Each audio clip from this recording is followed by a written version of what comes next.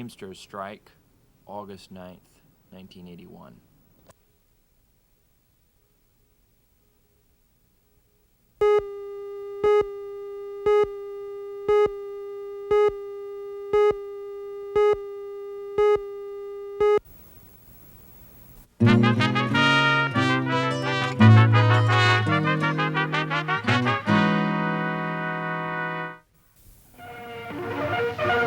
The year was one of violent labor troubles and strikes.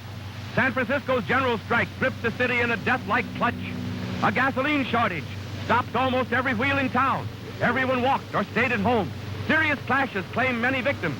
Business was paralyzed and hunger threatened the city. While an auto accessory workers' strike in Toledo, state guardsmen had to resort to tear gas, lead, and cold steel to curb the temper of the strikers. Spurred by radical agitators, tear gas and knockout gas in a stifling barrage, which turned the Ohio city streets into an amazing scene of conflict. In Minneapolis, a truck driver strike was climaxed by severe riots and fights between the strikers and the police, with many casualties. Warfare in the streets, civic strife at its worst. From the waterfronts of the West to the textile mills of the East, the year 1934 erupted in massive strikes. Among them, one stood out as particularly decisive. Long and bloody, fought for stakes of life and death, it transformed a city and inspired working people across the country. We were just trying to get a living wage for our families because we were really underpaid at the time. So the truckers all went out on strike. Those were not strikes, they were civil wars. There were tremendous violence in them, and the impact of it was that the employers were not going to be the masters of the workplace. And that was really what it was all about. It is we who plowed the prairies, built the cities where they trade, dug the mines and built the workshops, endless miles of railroad laid. Now we stand outcast and starving, mid the wonders we have made, but the union makes us strong. Solidarity forever, solidarity forever, solidarity forever, for the union makes us strong. In our hand. Minneapolis, Minnesota, 1929.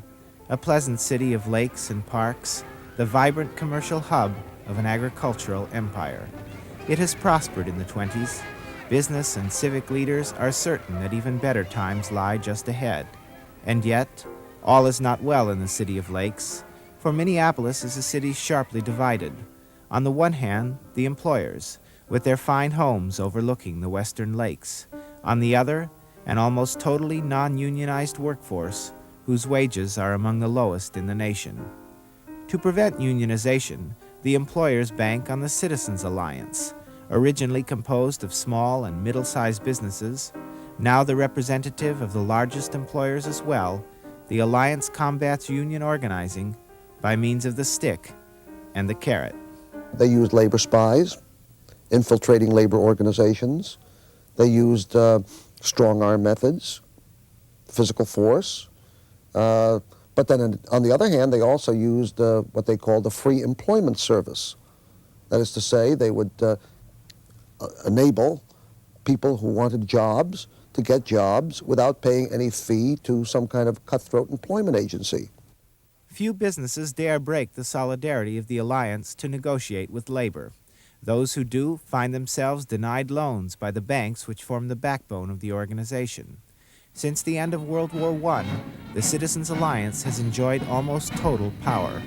Wages, which rose 11% nationally during the 20s, have risen only 2% in Minneapolis. Once I built the railroad, made it run, made it race against tide. Once I built the railroad, now it's done. Brother, can't you spare a dime? 1930. The American economy stops dead in its tracks, shakes with sudden convulsions and rattles slowly backwards. Banks close their doors and businesses collapse. A vast army of hollow-faced men and women without work or hope of income roam the streets, sleep on benches, and beg for bread.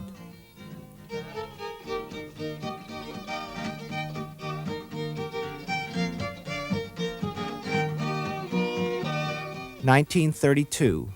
A new president, Franklin Roosevelt, promises government intervention to stimulate the economy.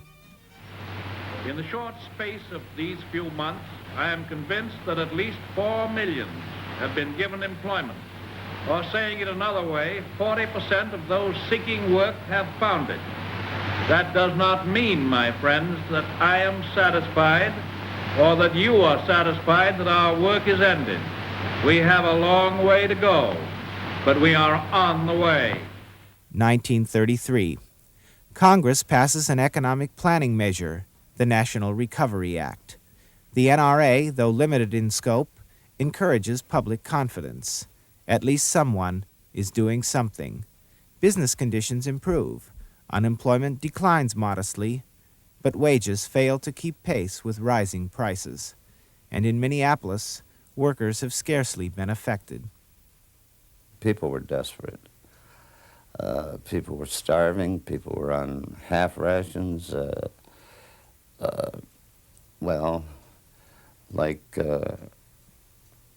I had a very menial job. I did a little shipping and receiving for the company I worked for and did their local loop deliveries. And I received $16 a week for 44 hours work. My brother drove a truck for Hall Supply Company, a bicycle concern. And he worked 54 hours a week, 9 hours a day, 6 days a week, for $15 a week. And there were a lot of men trying to raise families on $15 a week, and some even less. Conditions were terrible. Attempts at organizing and strikes by small craft unions are frequent in Minneapolis during 1933, but they meet with little success. Then, a crack opens in the employer's fortress in February of 1934. Local 574 of the Teamsters Union organizes poorly paid workers in the Minneapolis coal yards. Well, in those days, the people who lived, they didn't have no furnace heat. They had stove heat. And when they ordered coal, the coal had to be carried up to the second, third floor. And the helpers from the coal yards were sent out, and they paid them 35 cents a ton of coal to carry a ton of flight of stairs. When the employers flatly reject the coal workers' demands for better wages, the union votes to strike. Employing militant tactics to stop the delivery of coal throughout the city, the strikers catch the Citizens Alliance off guard. After 2 days without coal, the employers relent. Behind the scenes of this first successful strike in Minneapolis in many years lies a conflict on the other side of the world. In Russia, 2 leaders of the Soviet Revolution have contested bitterly over the course of their country's development. Above the parading troops stands the victorious Joseph Stalin. Exiled in defeat, his opponent, Leon Trotsky. Supporters of Trotsky have emerged as leaders of the Minneapolis coal drivers. Vincent Dunn, a Minnesota-born Irishman, and Swedish immigrant Carl Skoglund have been expelled from the American Communist Party, whose allegiance is to Stalin. The Trotskyists, as Dunn, Skoglund, and their followers in Minneapolis have come to be known, are few in numbers, but skilled and effective organizers. Flushed by their victory in the coal yards, they formulate even more ambitious plans. Carl Skoglund, who I consider to be the master strategist, had laid out a plan to organize the Teamsters Union on an industrial basis rather than on a craft basis where just the driver was involved. And that meant taking in the drivers, the helpers, the warehousemen, anyone connected with the delivery or packaging or warehousing of cargo. Organizing teams begin signing up hundreds of other truckers. The strike leaders plan a mass meeting for the 15th of April to publicize their aims. Scheduled to speak at the meeting is Floyd Olson, governor of Minnesota and leader of the Farmer Labor Party, which has united angry farmers with urban workers around a program of radical reform. By the end of the meeting, the union has over 3,000 members. The workers approve wage, hour, and working condition demands and vote to strike if the demands are rejected. Attacking its socialist leadership, the Alliance refuses to recognize the union as a bargaining agent for the workers. The leadership of 574 believes a major strike will move other poor and working people to militant action. But 30,000 Minneapolis workers are without jobs. Their demands for public relief have been met by clubs. They are desperate, a potential army of strikebreakers. Aware of this, the Trotskyists persuade Teamster Local 574 to commit the union to the fight for public relief. The unemployed are invited to form their own section of the union. They sign up to serve as pickets instead of strikebreakers. On May 15th, with battle plans carefully mapped out, Local 574 of the Brotherhood of Teamsters votes to shut down Minneapolis. The strike headquarters is an old garage. Carloads of cruising pickets are dispatched from the garage to stop all trucks reported moving. A women's auxiliary of strikers' wives works 12-hour shifts to feed thousands of pickets. And we brought kettles down to make this soup, and boards. All the women furnished these things and their knives and things, and cut up the vegetables for the soup, which was donated to us. And of course, we didn't have any meat, so it was just a vegetable, just regular vegetable soup made out of different carrots and cabbage and everything like that. But the men were most thankful to get this. I worked in wherever they needed me. I worked in the commissary, which was running 24 hours a day. I worked in the, we had a sort of a hospital set up, and we had a young doctor by the name of Korchik that helped in the hospital, and we had some nurses, I think from General Hospital, that came down on their free time and also assisted. Sympathetic small business people provide food for the strike kitchen. Bread, for instance, from some of the bakeries. Lehman's Bakery was very generous. Some of the milk companies sent in milk and gave us tickets so pickets could take milk home for their children. And we'd get rolls, Danish or something like that from the bakeries. I don't think they were strictly fresh, but they were day old. But they were good, and we used them, and we're glad to get them.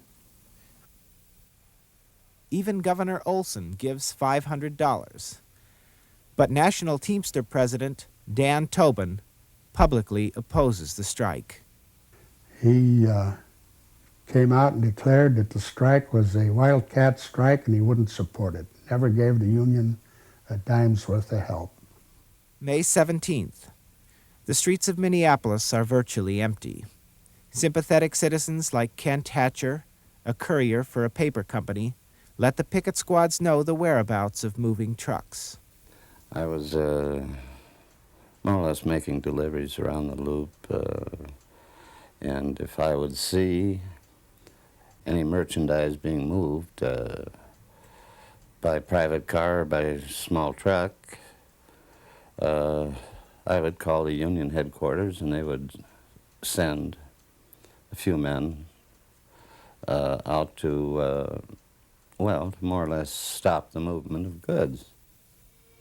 Secretaries who are sympathetic to the strike listen in to the talk of their employers and give the union information on anti-strike plans. May 18th. The Citizens Alliance calls a citizens' rally to protest the strike. A law and order committee is appointed to work with city police to stop the picketing. Police arrest dozens of pickets in a sweep of the city.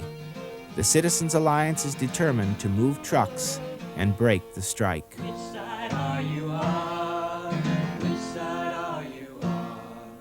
Which side are you on? Saturday morning, May 19th. Police and hired deputies provide protection for the movement of trucks from the Bierman Fruit Company in the Market District of Minneapolis. Hundreds of unarmed union pickets and spectators argue with the police and try to keep the trucks from moving. Surrounded, the police use force to break up the crowd. At a given signal, the police started to club us. Well, I don't remember much after that because I got hit on the head pretty bad, and more than once, obviously. And when I came to, I was laying in the Bierman Fruit House on the floor, and Harold Beal and Louis Scullard, both fellows of my squad, were also there, and they were bleeding pretty heavy. Bruised and battered, the pickets retreat. Enraged, the strikers spend the next day preparing for violent battle. Aware of these preparations, the Citizens Alliance signs up hundreds of new deputies to strengthen the police. Even some prominent businessmen volunteer. Monday morning, May 21st. Several hundred police and deputies confront a comparable number of pickets at the Gamble Robinson Company in the Market District.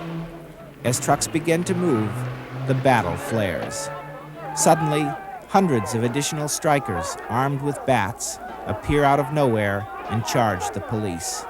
Fierce hand-to-hand combat ensues and continues for hours. In the midst of the fight is a young Chippewa Indian named Happy Holstein, who has come to Minneapolis from the White Earth Reservation. It was slaughter. We put about 40 in the hospital that morning, Minneapolis police. And I think that, to me, that was the beginning of a strike. Show the guys that, that they could do it. And the cops showed us how to swing clubs, and then the day before, and we learned fast who beat them back. And so they shut the gates finally, and we left. Both sides now continue to receive reinforcement. Other Minneapolis unions offer more money and men. The American Legion provides new deputies for the police force. On the morning of May 22nd, two hostile armies meet in the market. As a truck is loaded, the head cracking begins.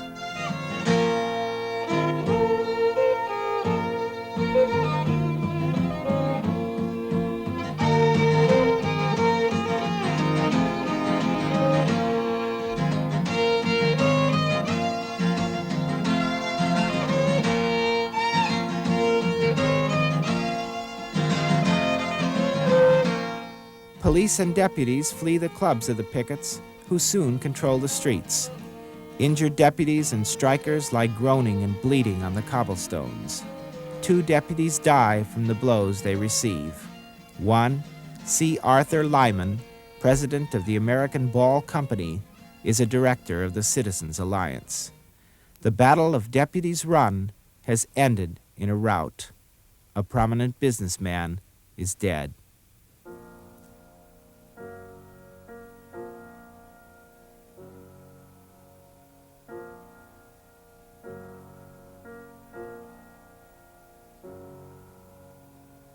May 23rd. Desperate to restore order, Governor Olson urges Union and Citizens Alliance to negotiate a settlement based on a proposal by the Regional Labor Board. After 3 days, agreement is reached. The strikers will be unconditionally reinstated on their jobs. A seniority system is established, and employers grant union recognition to a broad range of workers in the industry. On Saturday, May 26th, the jubilant strikers return to work. Structural relations of power have been altered. But the battle for Minneapolis, which now appears settled, has really only begun. Soon disputes arise over the meaning of several clauses in the strike settlement, and again, trouble is brewing. Now, noting that among the leaders of Local 574 are known revolutionaries, the employers charge that the real aim of union demands is to bring communism to Minneapolis. Advertisements in the Minneapolis Journal, Star, and Tribune carry dire warnings of communist plotting. They tried to make it a national issue, that this was only the foothold, that they would, you let them get by with it here, you let them get organized, you let these commies get a foothold, and it's just all they need. They painted a picture of national revolution and everything else. That's how badly and how feelings ran real high. And your papers, they didn't try to hold it down a little. They tried to make it sound as bad as they possibly could. Upset by what it considers the pro-employer bias of the city's dailies, Local 574 begins its own newspaper, The Organizer. July 6, 1934. Under the slogan, "Make Minneapolis a Union Town," several thousand Teamsters and supporters from all the unions in the city parade through downtown and meet at the Municipal Auditorium. The rally demands that the employers recognize 574 as the bargaining agent for all its members and increase wages or face another strike. The demands are rejected. July 16th. By secret ballot, the union votes to strike and elects a committee to coordinate activities. We had a committee of 100, a strike committee of 100 members, and from the rank and file, plus the leaders, and that we met every morning and laid out our plans for the day. How was the committee chosen? The committee was chosen. What we did, our setup was that there was a steward in every organization. And the workers in their own plants picked their steward. And the committee of 100 was made up mostly of the stewards that the rank and file himself picked. So decisions were made pretty The decisions were made democratically. Again, other Minneapolis unions offer support to the strike. Practically all the unions supported us as much as they possibly could. And during the strike, the cooks and culinary workers International was holding their international meeting here in Minneapolis at the time. And I remember that they were the first union that came to our help when they marched down and gave us a check for $1,000 for the strike benefit.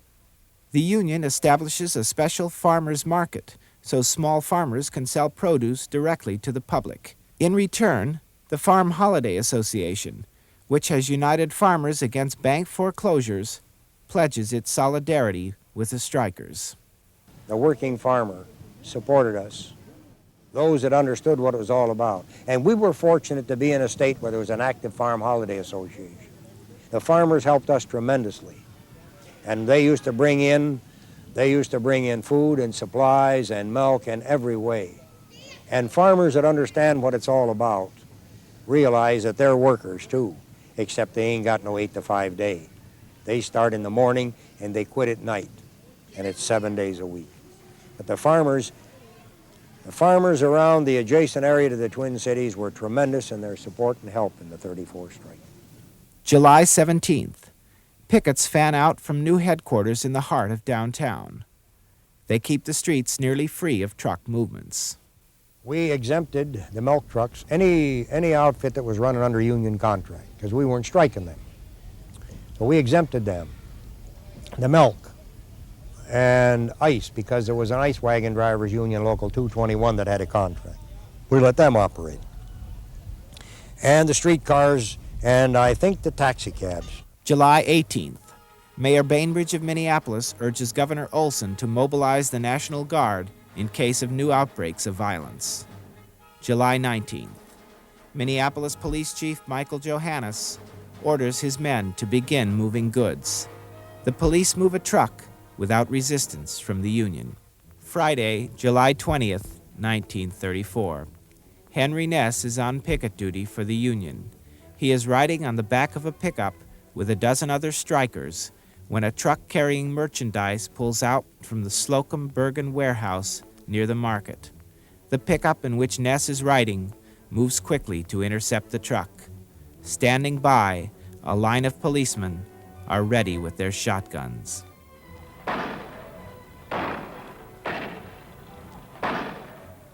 We heard the shooting. It was in the middle of the block. The truck would have tried to intercept the truck, I'm sure. That was the intent. But nobody got out of the truck, and the pictures will show police started to open fire on them. Harry and I and Ben Koski, and I remember Ben because we were all three injured, come out of that alley, and we ran into a policeman who was down on one knee, and he had a Sub-Thompson machine riot gun. And just as we come around the corner, he fired. And he knocked Harry DeBoer's leg. We didn't know how bad, but Harry fell down. Ben Koski's hand was right next to Harry's leg, and he pretty near severed it. And I got the balance of the charge, lacerations in the stomach area, and I got some cracked ribs out of it. I thought I was killed because I was bleeding, but it was just surface wounds, it turned out to be. We got Harry, got him up to the strike headquarters. We got Koski there, and everyone went to different hospitals. At their home, Moe and Rose Hork receive an emergency telephone call urging them to come to headquarters. It was bedlam when we got there. It was turmoil. These boys were shot in the back. They were moaning and groaning. The doctor was trying to get to all of them. The nurses were working. And we were flying around getting supplies for them, for those that were attending the sick. It was pretty bad that day. Very bad. 67 persons wounded by the bullets of the police. 2 will die. The first is Henry Ness, 40 years old, the father of 4 children. Tuesday, July 24th. Tens of thousands of strikers and sympathetic citizens line the streets for the funeral of Henry Ness.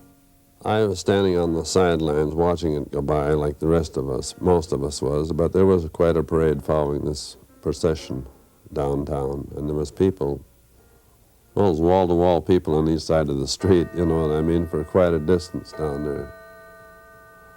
But it was a real sad day for the truckers and everybody.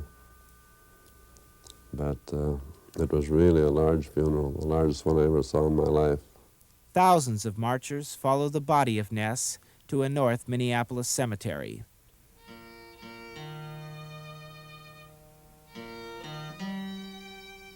As a veteran of World War I, Ness is buried with full military honors.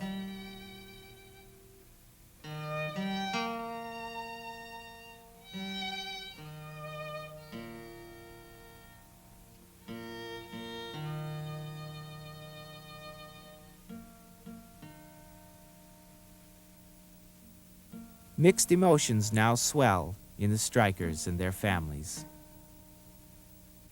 I was rather frightened every night. I didn't know after they had shot these other strikers and that, how he'd come home or if he ever would come home.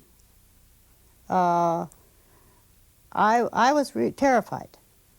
I was thinking of I and the baby being left all alone, and I didn't know what in the world I would do, because I wasn't equipped for any work of any kind, educated in that way. So it was rough having him out there. I'd wait from the time he went to the strike till the time he got home. Just nothing but a bundle of nerves. And then I'd listen continually on the radio. And I'd hear all this stuff going on, and it was terrifying. Then came a terrible period of not frustration, but anger among the ranks. And the leaders had a problem because they were real concerned that several of the guys would want to get even with that. That was cold-blooded murder, what they done. It was cold-blooded murder. The events of July 20th, Bloody Friday, galvanized neutral public opinion to the side of the strikers. Eric Severide, then a Minnesota University student, writes that he is as close to becoming a practicing revolutionary as he ever will be. Protest rallies even attract small businessmen as advocates of a continued strike. Fearing further violence, Floyd Olson orders the National Guard into the city. Wednesday, July 25th. Two federal mediators, Father Francis Haas and E.H. Dunnigan, offer a proposal which comes very close to union demands. The strikers answer yes to the plan by an overwhelming vote. "We will not deal with this communist leadership," replies the Citizens Alliance. After bitterly castigating the Alliance for its refusal to accept the Haas-Dunnigan plan, an angry Floyd Olson declares martial law. Thousands of young National Guardsmen fill the street. Like 19-year-old Alan Vickerman, they wield rifles and machine guns that they are not trained to use. I never shot a machine gun in my life. Even out at Fort Ripley, they never had any training on me outside of the fact that you knocked it down and cleaned it and put it back together again. We rode around 6 men to a squad, sometimes 5, 1 lieutenant, 2 Thompson machine guns, and the sidearms. For several days, the Guardsmen patrol the city. Whatever Floyd Olson's personal intentions, martial law is breaking the strike. The Guardsmen are not effective in keeping the streets closed to trucking. By August 1st, 70% of normal truck traffic is moving. The union holds a street meeting challenging martial law. In response, Olson orders the Guard to union headquarters. 3 leaders of 574, Bill Brown, Vincent Dunn, and Miles Dunn, and 68 other strikers are arrested. Feeling betrayed by a governor they thought sympathetic to their cause, hundreds of other strikers roam the streets, turning over trucks and confronting Guardsmen. The young soldiers are frightened, but they hold their fire. I mean, you got a whole bunch of people coming at you, and you got live ammunition. And you don't know if this machine, even at 50 feet, or and even at 100 yards, you're shooting probably in a 3-foot circle. Now, you shoot a bunch of ammunition at somebody like that, I mean, you're going to kill somebody. You're not just going to shoot them in the knee, you know. And I wondered what I was going to do. I never had to pull the trigger, but I wondered what I was going to feel like afterwards. The organizer calls for a general strike. Still free leaders of Local 574 agree to meet with Olson to discuss the strike. They firmly demand the release of Brown and the Dunns. Needing labor support in the coming election, Olson complies. Now, Olson orders the Guard to tighten up on truck traffic and to raid the Citizens Alliance headquarters. He hopes the raid will convince the employers to agree to the Haas-Dunnigan plan. "We will not surrender to communism," the employers reply. They file an injunction suit to stop martial law, but the courts reject it. Still, heavy truck traffic continues despite the National Guard.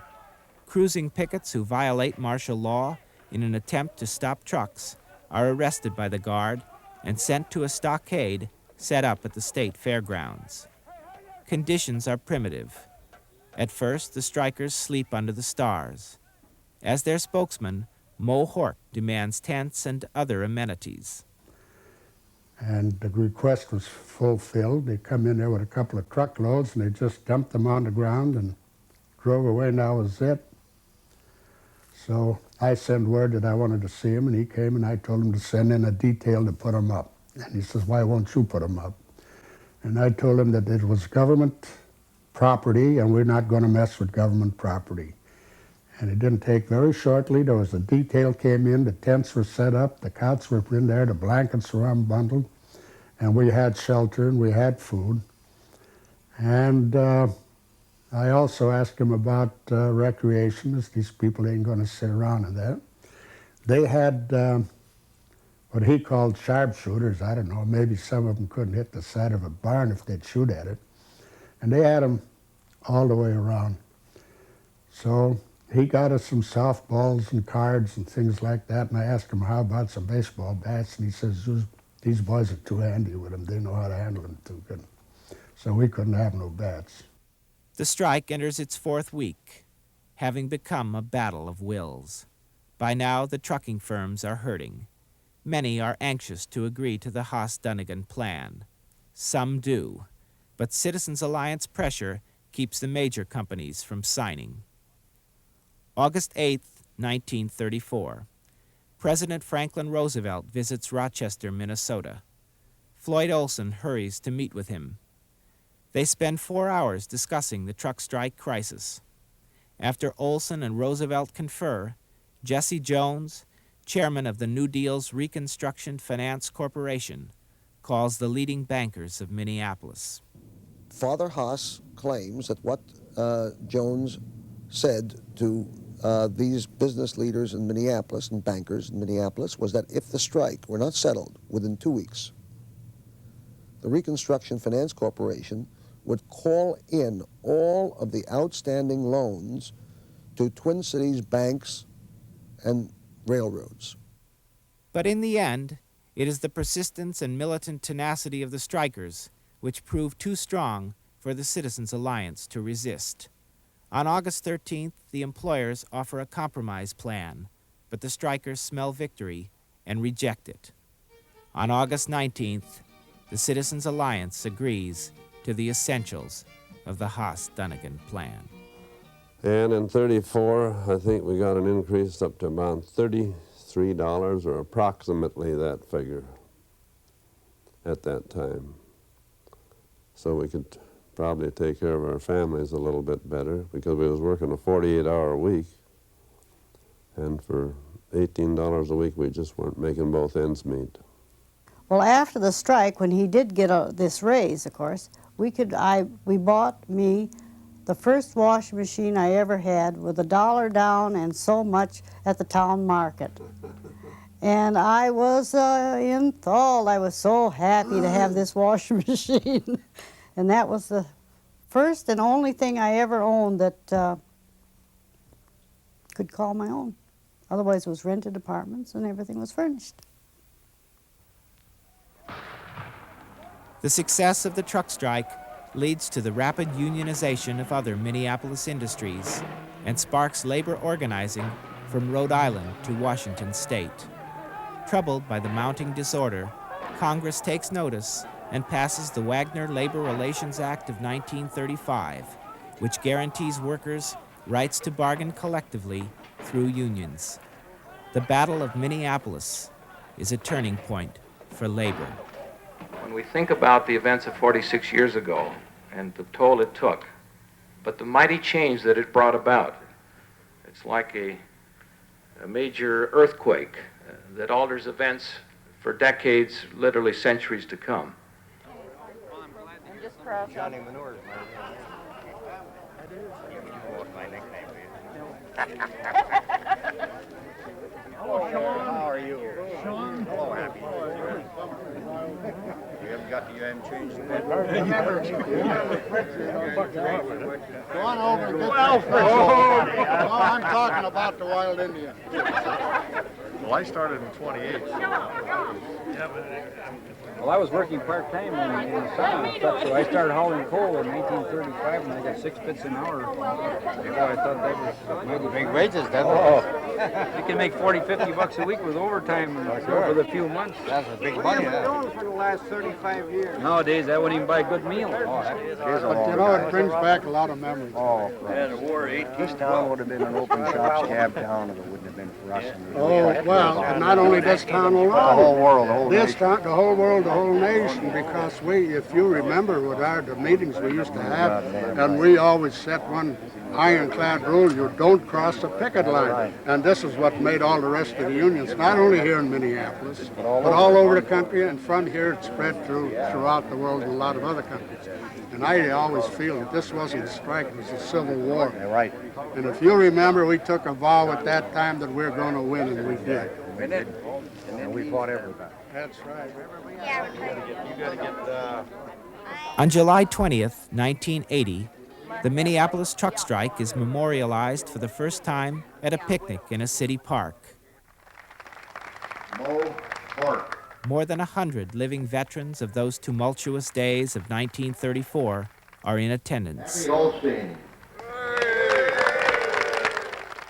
They're awarded medallions commemorating their participation in the strike. Jack Maloney.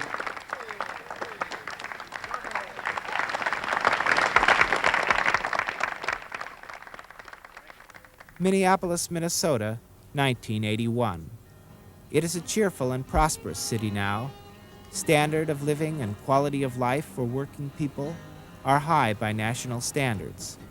But on this Minneapolis street, in an industrial district, there is no monument to remind passers-by that what happened here almost 50 years ago transformed the city and played a decisive role in the history of organized labor in America. That on this street, over 50 unarmed men were shot by police, and 2 of them died. The bloodstains are gone from this street now, and in the minds of most people, it is just another street. But for men like Jack Maloney, who spent much of his working life as a labor organizer, the sound of gunfire they heard here on a hot July day in 1934 will echo in their memories for as long as they live. Well, it made me, instead of just being a, shall I say, happy-go-lucky truck driver that was just rooting around, it made me think more seriously of what the whole thing is all about. That there's more in life than just going out and getting yourself a 50-cent an hour job or a $50 a week job, depending on the, the wages of the times. I said there's got to be something more to this, and we have to make the workers realize that through the organized strength of unions, they can achieve a better way of life. It is we who plowed the prairies, built the cities where they trade, dug the mines and built the workshops, endless miles of river lay. Now we stand outcast and starving, with the wonders we have made. But the union makes us strong. Solidarity forever. Solidarity forever. Solidarity forever. For the union makes us strong. In our hands lies the power greater than their hoarded gold, greater than the might of armies, magnified 1,000-fold. We can bring to birth a new world from the ashes of the old. For the